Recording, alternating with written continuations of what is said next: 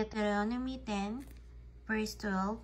And now, Israel, what does the Lord your God ask you, but to fear the Lord your God, to walk in obedience to Him, to love Him, to serve the Lord your God with all your heart and with all your soul, and to observe the Lord's commands and decrees that I am giving you today for your own good.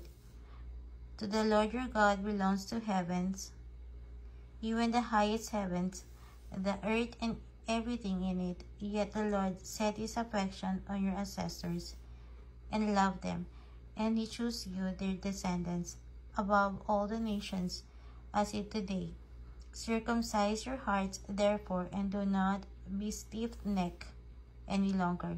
For the Lord your God is God of gods and the Lord of lords, the great God, mighty and awesome, who shows no partiality and accepts no bribes.